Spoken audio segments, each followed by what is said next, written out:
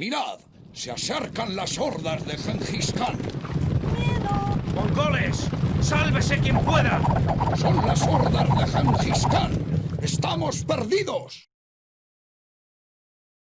No saben cuántas ganas tenía de hacer este video. No se imaginan.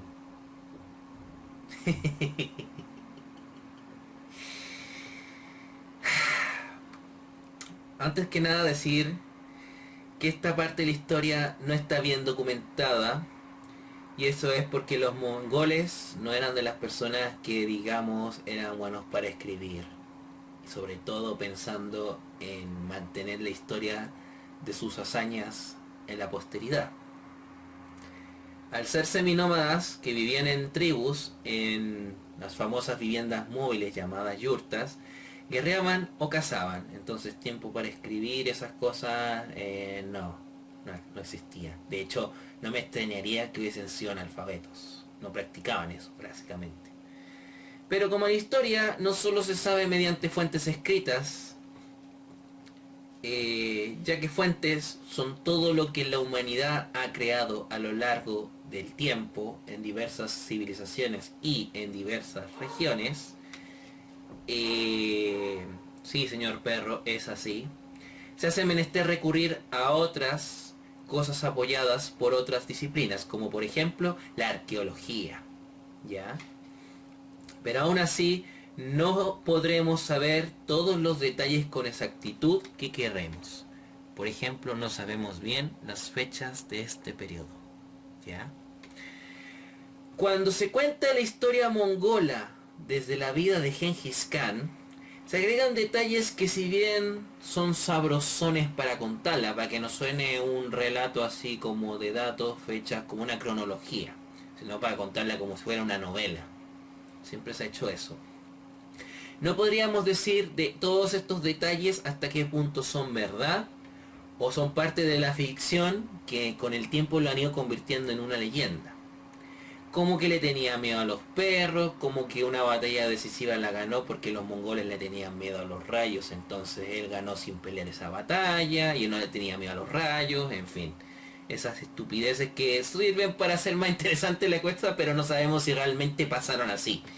¿Ya? Así que, para no tener problemas de estar contando ficciones, voy a remitirme a los detalles que se suelen repetir en todos los relatos que han habido, porque parece que hay un consenso de la fiabilidad de ellos, ¿ya? Por lo mismo, si esta historia suena un poco más fome que otras que hayan visto en películas, en juegos como el Age of Empires 2, lo siento mucho. Es lo que hay. Si le gusta bien, si no, mala cueva. Empecemos. Gengis Khan es un título, que después diré lo que significa. El nombre de la persona es Temujin, o Temujin, o Temujin. Yo le voy a decir Temujin. Me gusta esa pronunciación. No sabemos bien el año que nació, porque nuevamente no tenemos fuentes que nos digan esta parte de la historia tan exacta, tan precisa con las fechas. Pero se cree que alrededor del año 1160 nació. Poquitito antes, poquitito después, pero por ahí más o menos. Su padre se llamaba Yesu. Sí, así se llamaba.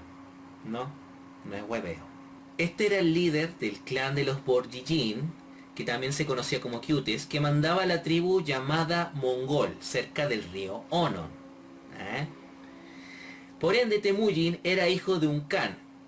Así se llamaban a los líderes tribales mongoles, ¿ya? Temujin tenía hermanos y hermanastros, y esto lo digo porque cuando se escuchan los diversos relatos que existen sobre su vida, como que se omite hablar de ellos. Da la impresión de que él hubiese sido hijo único, por lo menos a mí me dio esa sensación las primeras veces que yo oí hablar de su vida. A lo mejor no hay mucha información sobre ellos, o no fueron muy relevantes en su vida, o simplemente esos detalles quedaron en el olvido. Pero yo menciono esto como para que se tenga presente. Temujin, a una edad que podría variar entre los 8 y los 10 años, por imprecisiones en las fuentes históricas que no nos permite saber bien qué edad tenía, más o menos en esa edad, era un cabro chico, era un niño. Se contrajo matrimonio se convirtió en prometido matrimonio, un matrimonio arreglado entre su padre y el padre de una niña que era Khan de otra tribu. Esto porque ambos padres hicieron lazos de afinidad y amistad entre tribus, como tratar de unirlas como aliados, y eso también se puede considerar un paso para unificar tribus bajo un dominio propiamente tal. La niña, por si acaso, se llamaba Borte, ¿ya? Y bueno, en esta época y desde la antigüedad, desde que existe la humanidad, o desde que existe el matrimonio propiamente tal, mucho incluso antes que Jesucristo y todas esas cosas, muchos milenios antes, 3, 4, 5, no, 4 milenios antes fácilmente, el matrimonio siempre fue con estos fines, para unir reinos, unir grupos. Como ejemplo de que de repente cuando se cuenta la historia de Temujin van variando lo que en un relato nos dice y en otro relato nos dice. Aquí tenemos un ejemplo. En algunos relatos se cuenta que Temujin eligió a su prometida, otros dicen que ella, la niña Borte, fue quien lo eligió a él.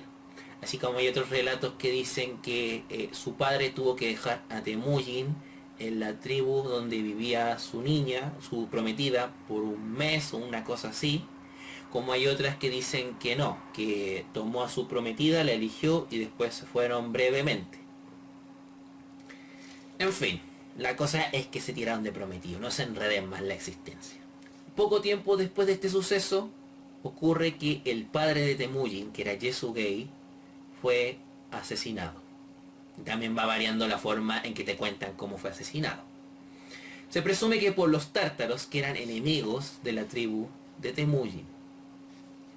Esto genera problemas de variados tipos, porque por ejemplo, otras tribus o clanes vasallos de Yesugei se liberaron diciendo, bueno, este tipo ya se murió, agarro mis cositas y me voy. Y de hecho se sacaron todas las cosas que tenían en la tribu y dejaron a la familia de Temujin a manos vacías.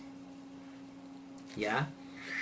Pero no solamente eso, sino que también querían acabar con la vida de Temujin, porque como él era el heredero de Yesugei, querían acabar con su linaje para hacer prácticamente desaparecer el clan y por ende desaparezca esta tribu que existía de los mongoles, que también es una forma de quitarse la competencia y así ganar más poder dentro de las estepas mongolas, ¿cierto?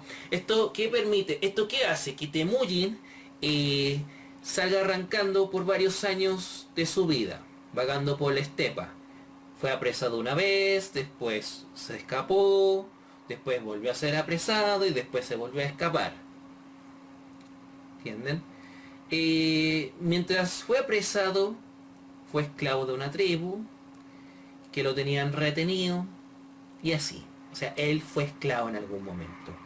Esto es igual interesante para entender lo que fue la vida de Temujin y cuando él iba a forjar después el imperio mongol. Porque él no tuvo lo que podríamos denominar la típica vida que tuvo el hijo de un Khan de una tribu. Que era estar ahí al lado de su padre, aprender las enseñanzas de cómo gobernar la tribu, de todo lo necesario, tener una posición privilegiada porque no era un niño cualquiera, era el hijo del Khan, no era cualquiera, o sea, no le podían hacer nada, no le podían mandar nada, porque si no te metías con el padre y el padre te mandaba a matar, en fin. Era una posición privilegiada. En cambio Temujin, al morir su padre, al perder su clan y al ser prácticamente atrapado por otros, ser esclavizado, pues él sufrió un montón de cosas que otros no padecieron. Eso marca carácter y marca la forma de pensar. Ténganlo presente siempre, porque puede ser muy interesante para después estudiar más el personaje si a alguien le interesa. Y dentro de su formación, que serviría para él convertirse en Khan más adelante, está lo que de alguna manera le quisieron enseñar tanto su padre como su madre, que fue la alianza con otras tribus es fundamental. ¿Por qué? Porque si no, solamente iba a sembrar enemigos, se iba a quedar solo y lo iban a matar. Algo parecido a lo que pasó a su padre, pero bueno, por eso Yesugei le intentó inculcar esto al tratar de arreglar su matrimonio con Borte. Por eso su madre un día le cuenta, esto también es como parte del mito, pero lo voy a contar para ilustrarlo, esto de que decía, hijo, tú tienes que ser como un montón de flechas juntas, que todas atacan en conjunto, pero no se pueden romper fácil. Si tú no haces eso, vas a ser una simple flecha, que puedes atacar en muchas partes, pero tarde o temprano te van a romper. ¿Entiendes? Es una buena analogía para explicarlo. Bueno, la conclusión yo creo que se puede resumir en la siguiente. Hombres, visitaréis cada una de las tribus extranjeras. Convenced a todos los que podáis para que se unan a nuestro magnífico ejército. Pero desconfiad de los Kitán. Son una tribu que no conoce el honor. Y no dejé esa parte porque no tenía nada que ver con lo que quería ilustrar, pero igual lo digo porque igual a cualquiera que lo escucha y recuerde el juego lo quiere decir igual, ¿cierto?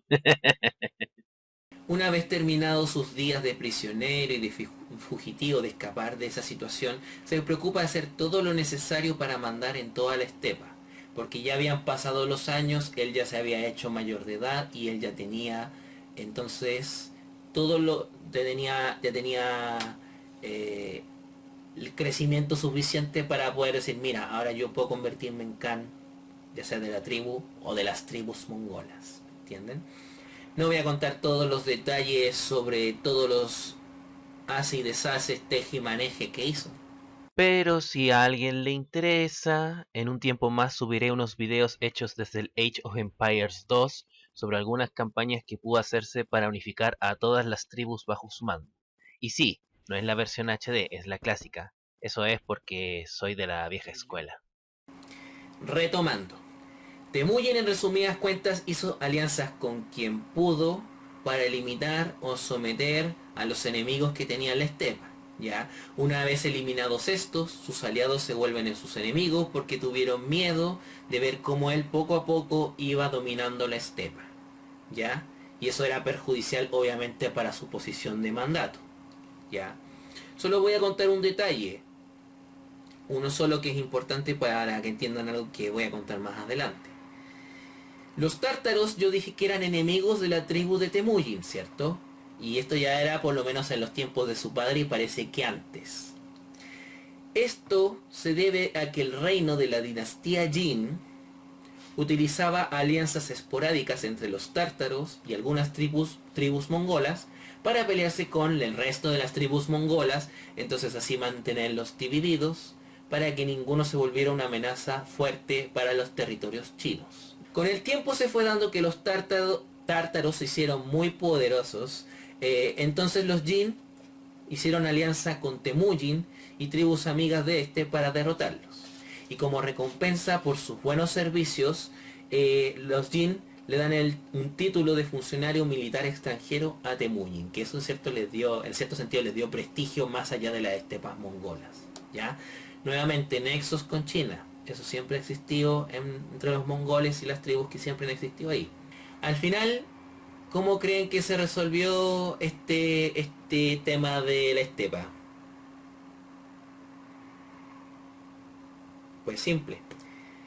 Se terminó resolviendo todo en dos bandos. Unos eran los que apoyaban el dominio de Temujin y iban a luchar a favor de él hasta lograr unir a la estepa, y otros eran los que se oponían a él porque no querían ver socavada su posición de poder y quizás su desaparición de la faz de la tierra. ¿Tengo que decirles quién ganó? ¿O se lo imaginan? ¿Se imaginan quién ganó?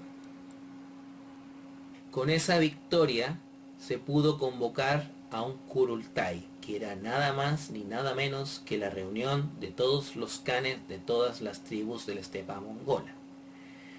En el año 1206 fue esto, y bueno, se acordó elegir a Temujin como Khan de Khanes. El título que iba a obtener desde ahí hasta su muerte era el de Genghis Khan o Genghis Khan, que es la pronunciación en español. Yo me quedo con esta última porque me gusta más y creo que es más fácil de pronunciar para mí. ¿Y qué significa? Tiene variados significados. Una es algo así como el soberano universal. Otra es algo así como el rey océano. soberano océano, para que se hagan una idea. Para ese entonces Temujin tenía fácilmente 40 años, de los cuales fácilmente estuvo como 20 tratando de unificar a todas las estepas mongolas bajo su dominio. Aquí tenemos un ejemplo de que en la vida, si tú quieres hacer algo, te puede tomar muchos años hasta volverse una realidad. Nunca renuncies a tus sueños porque nunca sabes en qué momentos lo vas a lograr cumplir. Gran moraleja nos deja el bueno de Temujin, ahora Genghis Khan o Genghis Khan. Ya controlando las estepas, se lanzó en campañas militares fuera de estas. Voy a pasar rapidito esta parte porque no me voy a detener en todo esto. Los voy a mencionar para que se hagan una idea de los terrenos. Bueno, primero fue hacia China, luego fue hacia el oeste contra los Karakitai, después el Imperio Corasmio, o Jorasmio, o Joresmita. Tuve confusiones desde pequeño para entender que todos esos nombres eran del mismo lugar. Después saquearon el reino de Georgia, atacaron la Rus de Kiev, donde es recordada la batalla del río Kalka en 1223, y después retomaron las invasiones chinas. Durante estas, la muerte pilla a Genghis Khan, supuestamente después de caerse su caballo. Tenía más de 60 años para entonces, es decir, 20 años peleando por unificar las estepas, 20 años en conquistas fuera de ella. Y ahí cuenta la leyenda de que su tumba fue hecha enterrada por esclavos. Estos esclavos, al terminar su trabajo, fueron asesinados por soldados, y a su vez estos soldados fueron asesinados por otros soldados para borrar el secreto de dónde estaba la tumba de Genghis Khan. Y bien, parece que funcionó porque hasta el día de hoy no se sabe dónde fue enterrado. Algunos creen que está en Burkan Khaldun, que es un monte que existe por allá. Es el mismo monte donde alguna vez Temujin fue y tuvo visiones de su futuro con el dios Tengri. Eso también es parte del mito. Ahora, decir que su imperio no se desvanece con su muerte, que es lo que ocurrió por ejemplo con Alejandro Magno o con Atila el Huno, entre otros, sino que después sigue con sus hijos o sus nietos. De aquí es donde yo pienso que Genghis Khan tuvo conciencia de que su imperio tenía que trascender más allá de su vida. Por lo tanto, desde que pudo, involucró a sus hijos en sus conquistas militares, los cuales después iban a involucrar a sus hijos también, y así como que se iba a seguir esta tradición familiar. Y de hecho, eso hace que después el linaje de Genghis Khan se vuelva importante, porque iba a ser el único que iba a tener derecho a gobernar este imperio. Ya lo veremos bien más adelante. Ya que mencionamos un poco las batallas, las invasiones, pues sería bueno hablar un poco de tácticas de guerra utilizadas por los mongoles. Se caracterizaron mucho por causar ruido, engaño óptico, dar vuelta a caballo 10, 20 veces un tipo, acompañado por otros, de repente medio escondido, para dar la impresión de que eran muchos más tipos de los que realmente eran. O sea, de repente varios tipos así en forma lineal, a lo mejor se ve que eran 20, pero si empezaban a dar vueltas por todas partes te mareaban, y después resulta que tú no te dabas cuenta y te pensabas que eran muchos más, te daban susto.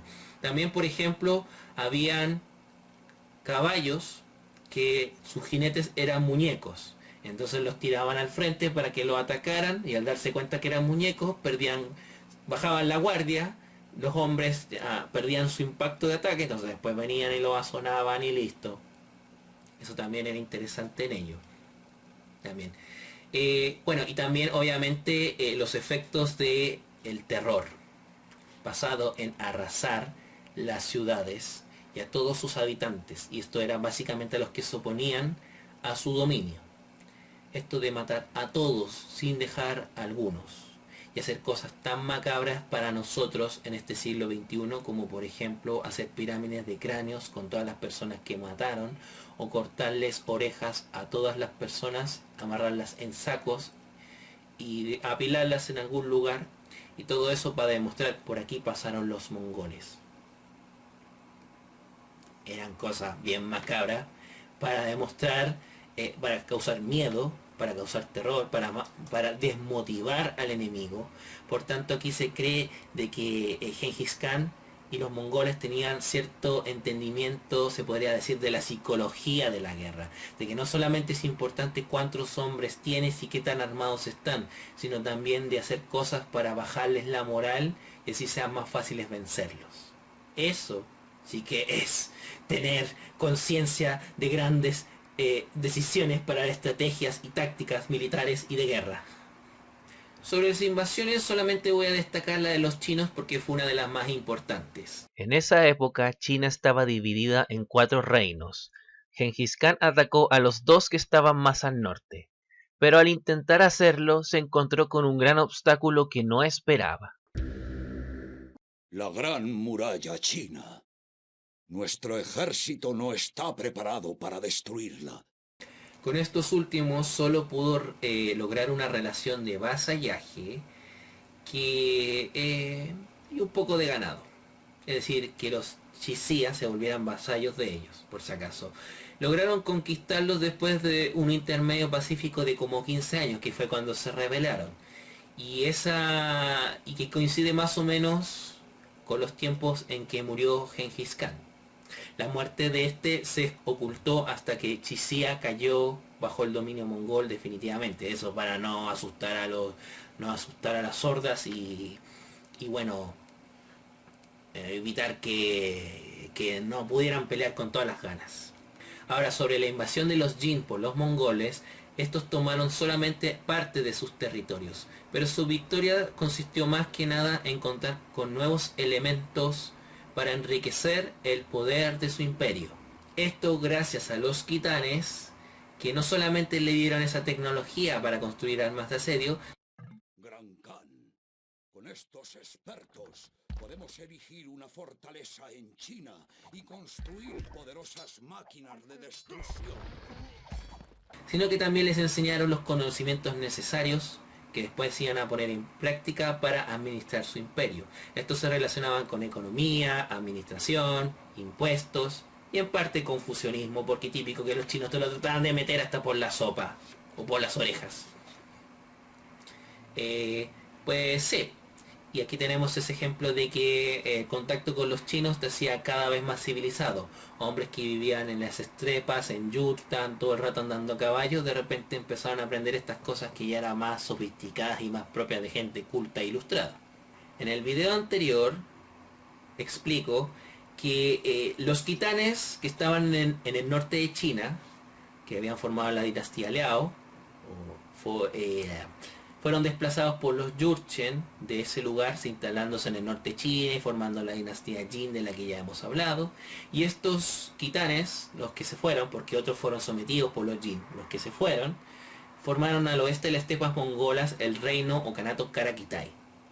Este es importante ahora porque Kushluk, que era uno de los khanes de las tribus dominadas por Gengis Khan, cuando se hizo con el control de estepas, se arrancó hasta este reinado de los Karakitai. Se hace con el control de este reino Karakitai y desde ahí planea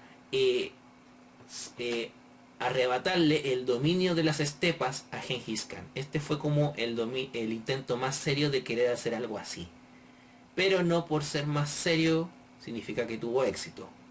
Fue aniquilado y el reino Karakitai pasó a ser parte de los dominios mongoles. Aquí estamos ante la trascendencia histórica que tuvo que, en este caso los Jurchen, que se instalaron al norte de China, desplazan un pueblo para después instalarse, después ser sometidos por otros, en fin. Estos enredos y desenredos que se van dando con los pueblos, que algo de eso ilustré en el video anterior también. Para terminar este video voy a decir que Gengis Khan es alguien que hasta el día de hoy es recordado como un guerrero fuerte y despiadado. Entonces se han hecho películas, canciones como la de Iron Maiden, relatos y demás. Camina entre la historia y el mito. Pero su imperio fue real y lo que empezó lo seguirán sus hijos y nietos, que es lo que vamos a ver en el próximo video. Y bueno, hasta acá esto que están viendo.